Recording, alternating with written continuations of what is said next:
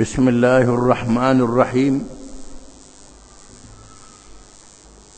Hadis yang 48. Wa an Abi Sulaiman Khalid bin al-Walid radhiyallahu anhu qala: laqad inqata'at fi yadi yawma Mu'tah 9 asyafin fama baqiya fi yadi illa safihatun yamaniyah. Rawahul Bukhari. Dari Abi Sulaiman Khalid ibn al-Walid radhiyallahu anhu, katanya, sesungguhnya telah patah pedang-pedang yang ada di tanganku pada hari peperangan Mu'tah, sebanyak 9 bilah pedang, sehingga tidak ada pada aku malaikan pedang Yamaniyah, pedang yang dibuat dari negeri Yaman. Hadis riwayat Al-Bukhari radhiyallahu anhu. Hadis ini menceritakan kelebihan dan kepahlawanan Khalid bin Walid radhiyallahu anhu yang diberi gelaran oleh Nabi SAW dengan Sayfullahi wa Sayfu Rasulih, pedang Allah dan pedang Rasulnya. Bukan sebarangan gelaran, kerana ada kisahnya, iaitulah dalam peristiwa Mu'tah yang sangat dibanggakan oleh umat Islam dan menjadi kebanggaan Khalid bin Walid radhiyallahu anhu. Menceritakan, iaitulah peperangan yang berlaku di zaman Nabi sallallahu alaihi wasallam yang dikisahkan oleh Nabi secara mukjizat. Mu'tah yang letaknya ribuan batu daripada Madinah, tetapi Nabi SAW dinampakkan oleh Allah Ta'ala, menceritakan kepada sahabatnya apa yang berlaku di Mu'tah. Peristiwa Mu'tah berlaku setelah utusan Nabi SAW Al-Harith bin Umair radhiyallahu anhu yang dihantar membawa surat kepada Raja Busra di Syam, seorang raja Arab yang menganut Kristian di bawah kerajaan Rom. Dihantar surat mengajak dia masuk Islam ataupun berdamai dengan Islam. Surat itu dibawa oleh sahabat yang ditugaskan Al-Harith bin Umair radhiyallahu anhu. Tiba-tiba setelah surat itu dibaca, Al-Harith dibunuh. Dibunuhnya utusan Nabi sallallahu alaihi wasallam. Di mana membunuh utusan dalam istilah hari ini membunuh duta, membunuh diplomat, membunuh orang yang dihantarkan oleh negara asing. Ini tidak boleh. Bukan saja sekarang, termasuk zaman dulu pun tak boleh. Zaman sebelum Islam. Dan ini diakui oleh Islam. Islam mengakui apa yang baik. Utusan yang datang daripada negara asing, sama ada yang tetap seperti duta dan pegawai-pegawainya, termasuklah utusan sementara, membawa surat, membawa mesej daripada negara dia. Walaupun kita berperang dengan negara itu, tak boleh ambil kesempatan tangkap utusan, bunuh. Ini salah. Ada pun yang berlaku pada hari ini, pergi bom, kedutaan, bom, itu tak erti bahasa. Itu orang tak mengaji agama. Dia berjihad tapi tak mengaji hukum jihad. Macam orang pergi ke Mekah. Pergi ke Mekah, orang suruh meletak batu besar keling, dia letak batu besar lengang. Berhampali orang pula. Boleh dosa, boleh bala, bukannya boleh pahala. Ini dia kena faham.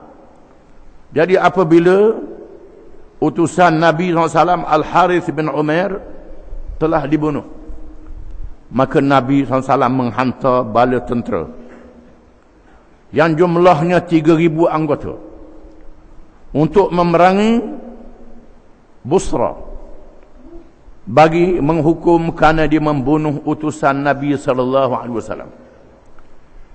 Tiba-tiba Busra telah meminta bantuan daripada Raja Rom, Raja Bizantin. Dia duduk di bawah jajahan takluk Bizantin. Maka dihantar bantuan tentera, sehingga jumlahnya dicampur dengan kabilah-kabilah Arab Kristian. Ada Arab Kristian Campur sama sekali dengan tentera Rom, jumlahnya 150,000. Bagaimana 3,000 tentera nak lawan 130,000? Kelah seorang lawan berapa orang? Seorang tentera berlawan berapa puluh orang? 3,000 lawan 150,000. Itu kedudukan tenteranya. Apabila jumlah yang ramai dan Nabi telah menugaskan 3 orang penglima. Yang pertama Zaid bin Harithah radhiyallahu anhu, anak angkat Nabi. Nabi kata Zaid jadi ketua. Kalau mati Zaid, anak angkat dia Ja'far bin Abi Talib radhiyallahu anhu, iaitulah sepupu dia Ja'far bin Abi Talib. Kalau mati Ja'far, Ja'far ni abang Sayyidina Ali. Kalau mati Ja'far, Abdullah bin Rawahah. 3 orang penglima untuk mengetuai tentera yang jumlahnya 300. Abdullah bin Rawahah ialah seorang sahabat dari kalangan Ansar daripada Madinah. Bila mereka berdepan dengan jumlah tentera yang terlalu ramai, lalu mereka bermesyuarat. Bagaimana nak buat? Setelah bermesyuarat, ada cadangan supaya berkhemah dulu, jangan lawan lagi. Hantar utusan kepada Nabi SAW supaya Nabi SAW menghantar bala tentera tambahan untuk nak lawan jumlah musuh yang besar ini. Tetapi Abdullah bin Rawahah berkata, tidakkah kita datang ke sini untuk memilih syahid? Memilih mati syahid? Apa takut, kata dia. Walaupun kita 300, kita pilih untuk mati. Bukan kita mari di sini untuk mencari kelebihan syahid. Lalu semua naik semangat belaka. Maka berlakulah pertempuran yang tidak seimbang. Mula-mula Zaid bin Harithah mati. Mati Zaid. Dan Nabi menceritakan kepada sahabatnya apa yang berlaku. Dalam keadaan Nabi sendiri menangis, sedih menangis. Zaid sudah mati, kata Nabi. Sekarang tampil Ja'far bin Abi Talib. Lalu Ja'far mengambil bendera untuk memimpin tentera. Sekarang tangan Ja'far sebelah kanan putus. Lalu Ja'far pegang tangan kiri pula, pegang bendera, putus tangan kiri. Lalu Ja'far memegang dengan kedua lengannya yang masih ada, dan Ja'far juga syahid. Kemudian Abdullah bin Rawahah mengambil alih. Abdullah bin Rawahah juga syahid. Lalu Rasulullah kata, muncul saifun min suyufillah, pedang daripada pedang-pedang Allah, iaitu Khalid bin Walid radhiyallahu anhu, mengambil alih. Dan beliau kata, lantik siapa jadi ketua? Lalu orang ramai kata, Mung lah jadi ketua. Mung tak ada orang, Mung jadi ketua. Lalu Khalid tampil ke hadapan, menunjukkan kepahlawanannya, padahal dia baru saja masuk Islam. Baru masuk Islam Khalid bin Walid ni, menunjukkan kepahlawanannya. Dan beliau telah mengatur strategi perang yang luar biasa. Ada pasukan hadapan, pasukan tengah, sayap kanan, sayap kiri, dan pasukan kaki di belakangnya. Dan beliau mengarahkan supaya bergilir-gilir. Yang belakang pergi ke depan, depan mari ke belakang. Setelah berperang, hak depan pula, belakang pula, depan undur. Yang kiri pergi kanan, kanan pergi kiri. Berpusing-pusing. Satu taktik yang tidak dipahami oleh Rom. Satu cara yang luar biasa, di mana apabila kuda-kuda ini bergilir-gilir menyebabkan debu naik ke langit. Debu naik ke langit. Jumlahnya 3,000 saja. Rom menganggap sudah tentu mari bantuan. Bantuan sudah sampai daripada Madinah. Dia tak nampak debu, dia tak nampak orang tula je. Padahal orang tula je. di mana Khalid dalam keadaan menyusun tentera sehingga 9 dia sebut di sini, 9 pedang dia patah, tinggal 1 pedang saja, pedang daripada Yaman yang agak tahan berpedang-pedang yang lain, menunjukkan bagaimana kepahlawanan Khalid bin Walid radhiyallahu anhu dalam mempertahankan Islam ini. Bila tentera Rom melihat keadaan-keadaan yang tak berhenti-henti macam gelombang, padahal orang tula saja, lalu Rom berundur. Lalu Khalid mengarahkan tentera Islam berundur dan berkhemah dan bergilir naik kuda, bergilir supaya musuh tidak nampak mereka jumlahnya sedikit, sehingga tentera Rom pulang melarikan diri, dan Khalid membawa tentera Islam balik ke Madinah dengan selamat.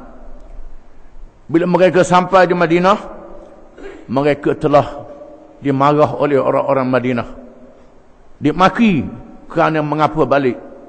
Lalu Nabi kata mereka tidak balik dan mereka tidak berundur. Mereka berundur kerana untuk mengambil langkah yang berikutnya. Langkah yang berikut iaitu untuk lawan lagi. Bukan kita nak lawan kali ini, nak lawan pula.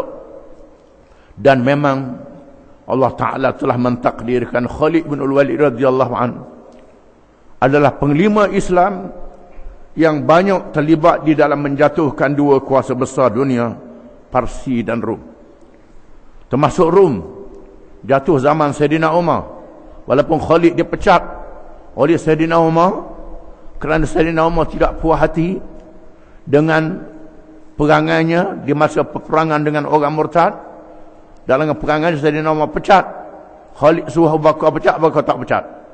Bila Abu Bakar mati, Sayyidina Umar jadi khalifah, Sayyidina Umar pecat Khalid.